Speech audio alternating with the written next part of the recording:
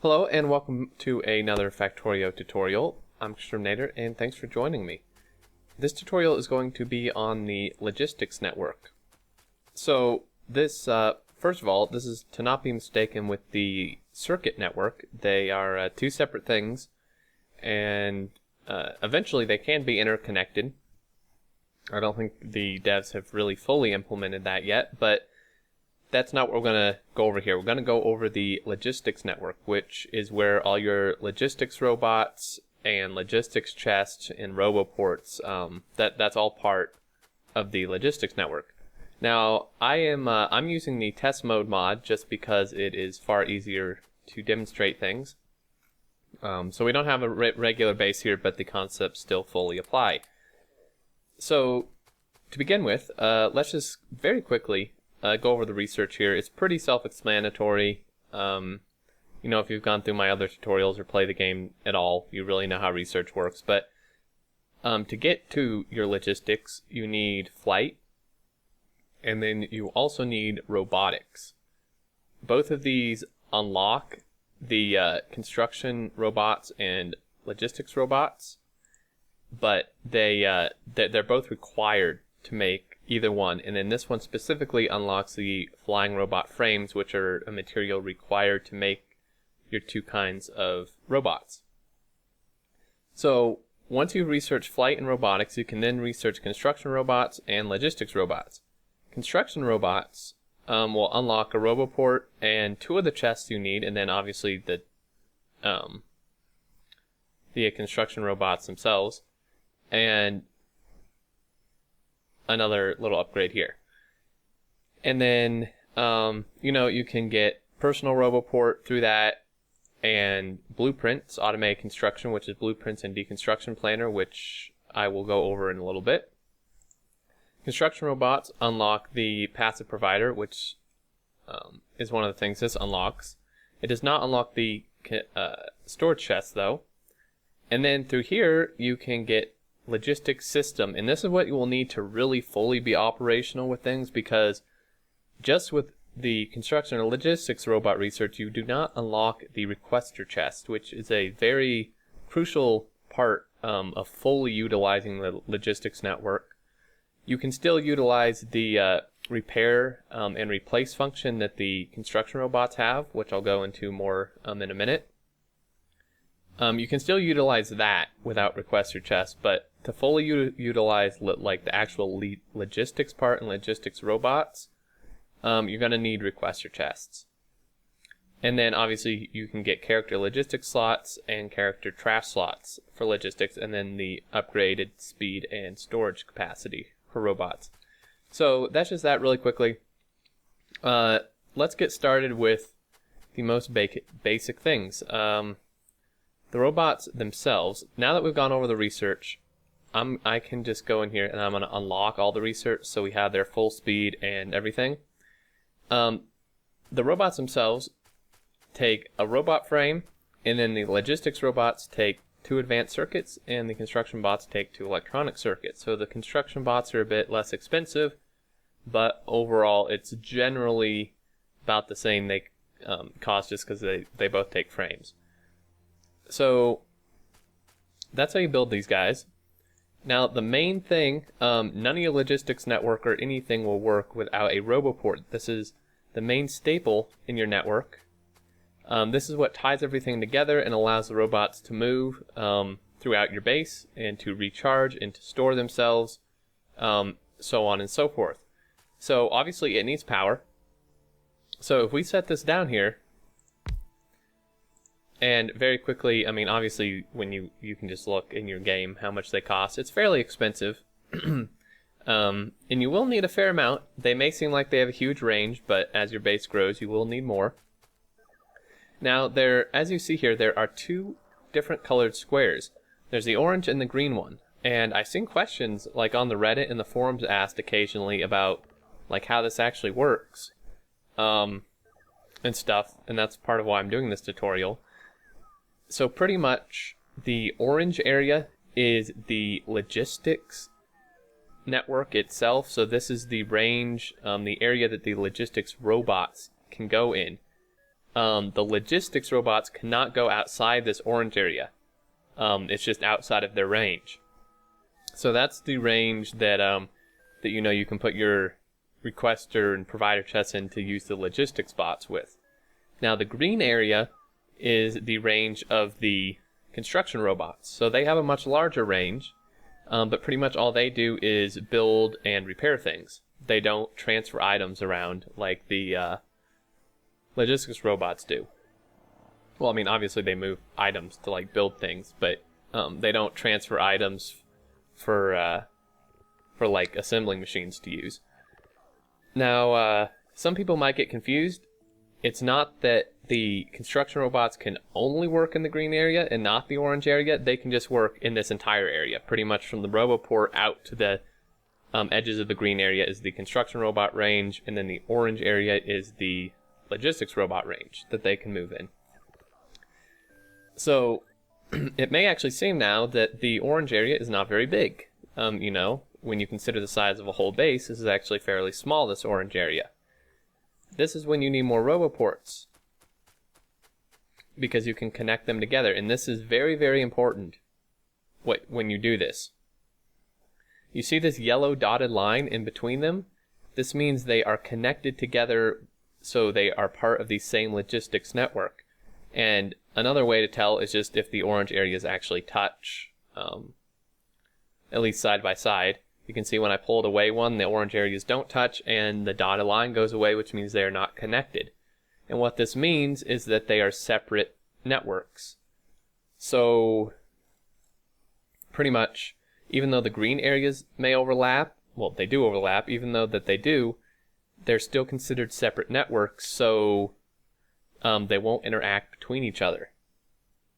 So, if you want your whole base to be one network, which usually you do, you want to make sure these are connected via the dotted yellow line. So now you have this whole orange area that's all connected, and again, you don't have to do it in squares, you can do it however, just as long as they connect. So if I go place this down here, and throw down a power pole, you can see these are all connected, and we've expanded our area that things can work in. So that is pretty much how you expand the network. That is how you allow your robots to move within a larger area. Now we get into, let's get into what the robots actually do. The construction robots, as I kind of mentioned briefly before, is that they pretty much, their main job is to repair things and to replace things that have been destroyed and to build new things. So, for example, if we go into our item list here and we grab some walls,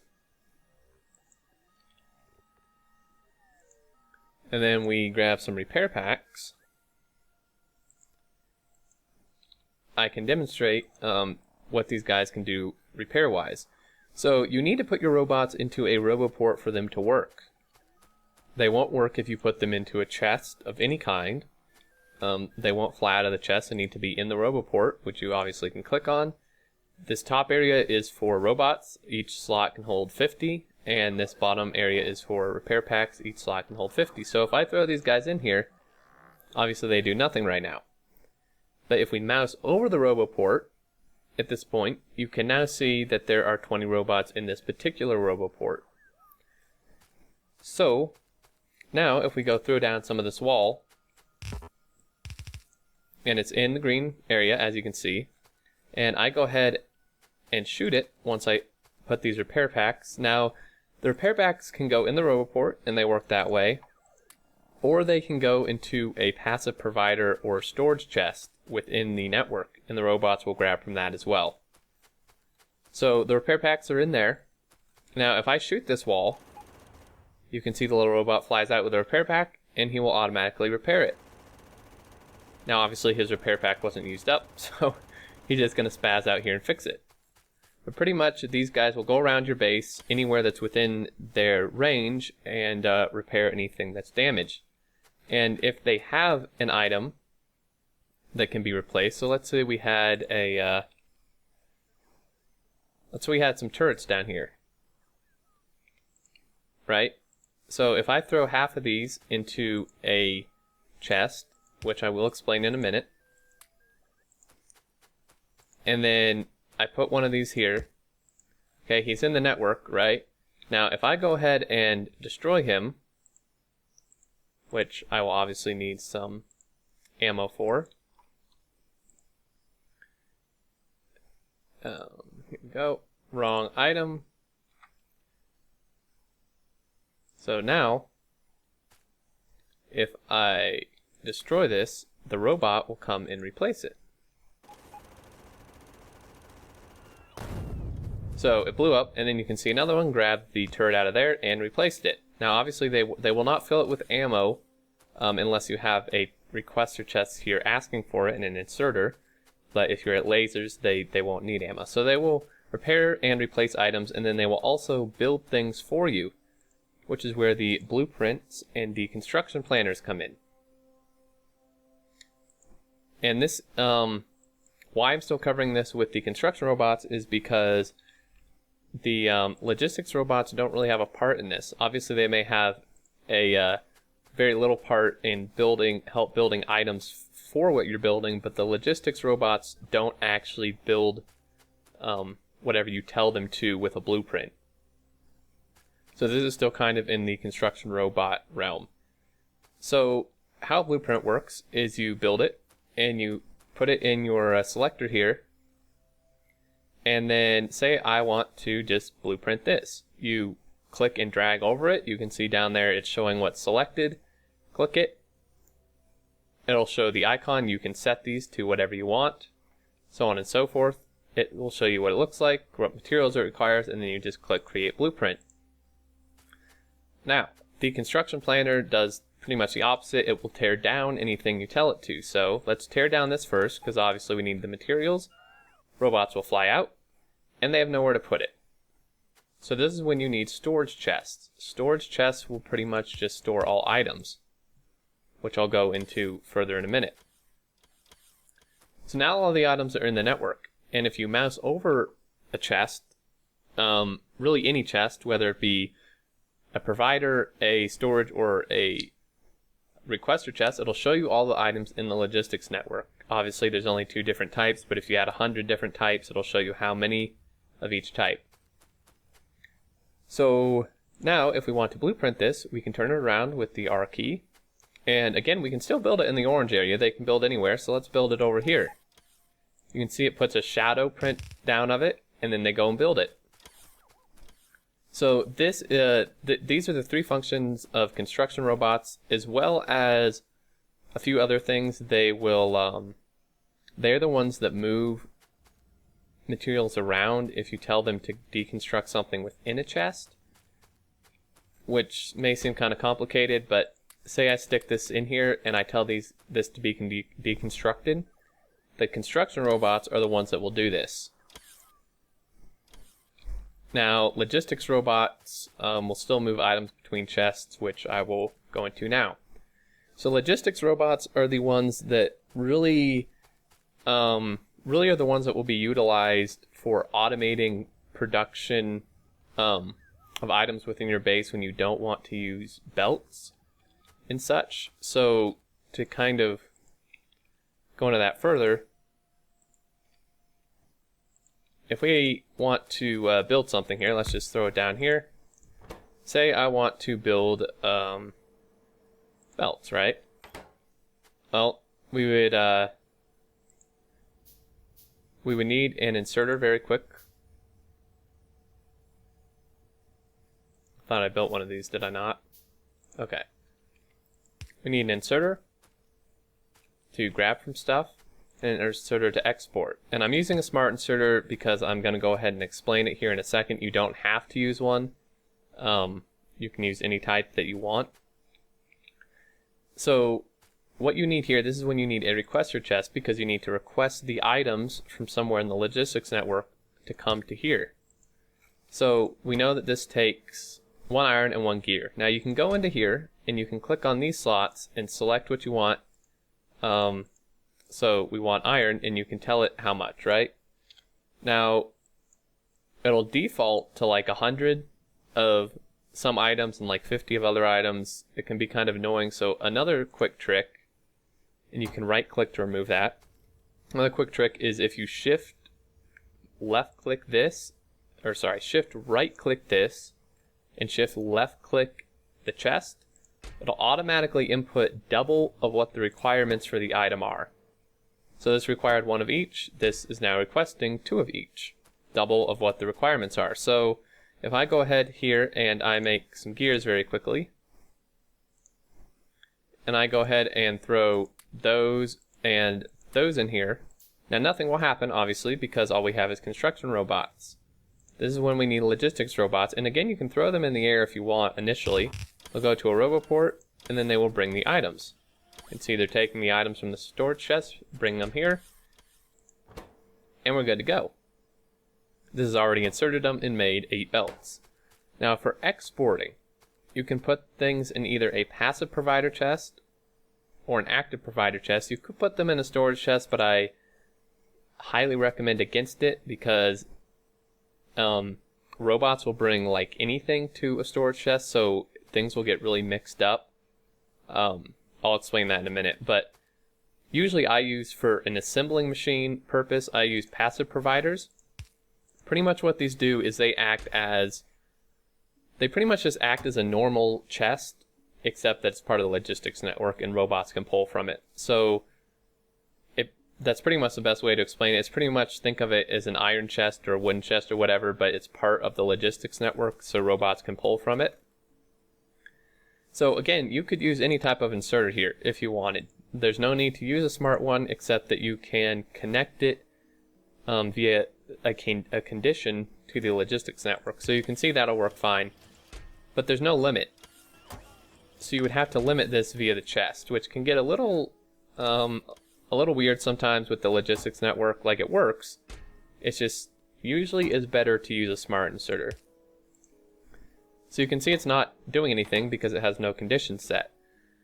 You can see you can filter it, which I'm not going to go over because that's not what this is about. You can do a circuit network condition, which again, this is not what that's about. Logistics network condition. You click here to select item. We want normal belt. And this is more than, and this is less than. These are the 2 options you have. And then you tell it how much. So I want to say if there's less than 50 belt in the network, this inserter can grab from this machine, right? Now obviously it's not working because we have no gears, we ran out of gears. But you can see that this would work. So you can see this will pull out because there's only 22, which is less than 50, and the condition says if there's less than 50, you can work, you can pull out from this. Once it hits 50, this will stop. And this is within your entire network. So if I have another one of these making something, and I set the inserter to the same thing, then they both won't work when there's 50. So that's pretty much how this works. Requester chests, again, they can request items. You can do this for like smelting. If you want your robots to bring like raw ore over, just request the raw ore, insert it onto a belt, smelt it, and put it wherever you want. So that is an example of when logistics robots would transfer items around rather than the construction ones. So that is requester chests. Again, they request items. Passive providers act pretty much as just a normal chest, except they're part of the logistics network.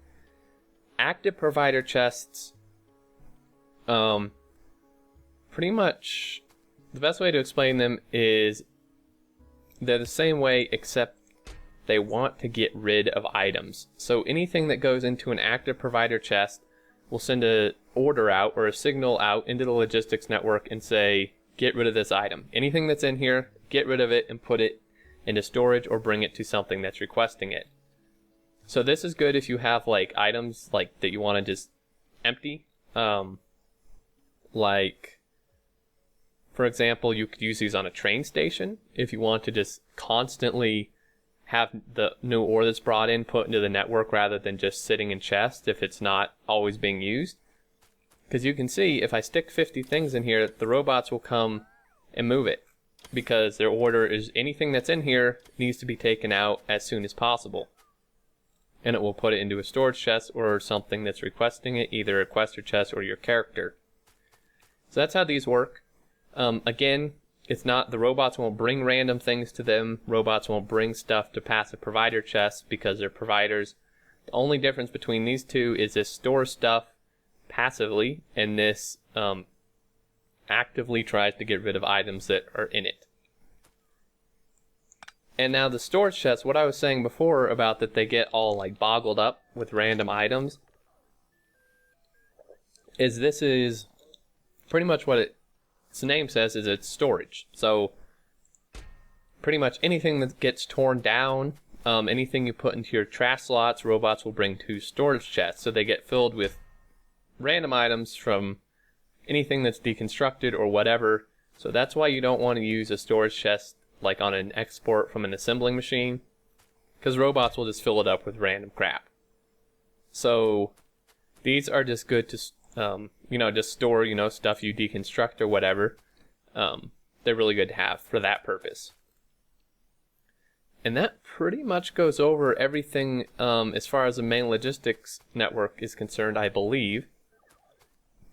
Just a few other things. We do have a Personal Roboport, which again you will need either modular armor or Mark 1 or 2 power armor. And these require you to have robots on your person. If you mouse over it here, you can see they have a robot limit of 10, so it can only support 10 robots. So if you have 15 in your inventory, only 10 of them will really work. And it has 2 charging stations and a construction area of 30 by 30. Obviously this does not really apply to logistics because it just wouldn't really make sense. But if I go ahead and take 10 of these out and stick them anywhere in my inventory, they can be anywhere, and I walk outside the logistics network, right? So if I'm outside the logistics network, as you can see, let's just say that I want to, this is a total just example. Let's say, so I blueprint this, you clear this by right clicking. Blueprint this, boom, got it. Pull these out. The robots will pull items from your inventory, like the Personal Roboport robots will pull things from your inventory, obviously since you're not in the network. So if I want to place this blueprint, you can see I walk around and I have the little construction area. I'm way outside the network. If I do this and I have the items in my inventory, the robots will do it for me from my Personal Roboport, which is super, super cool.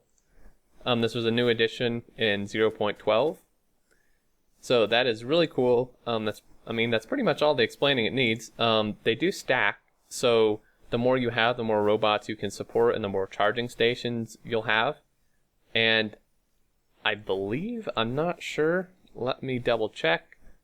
I don't know that it actually extends your construction area. I would have to see here. It does actually extend. Wait, does it? So that's what we had now. I've never actually played with this, so we can experiment together. Yeah, so it does actually extend your network, or your construction area, I should say. Because right now we're at the edge of this assembling machine. We put the other one in, and we're past it. So it does extend the size of your construction area as well. Last but not least, you have your logistics trash slots, and these pretty much do what they say, is you can stick stuff you don't want in here. So you know how your inventory gets really full of junk, like this wood.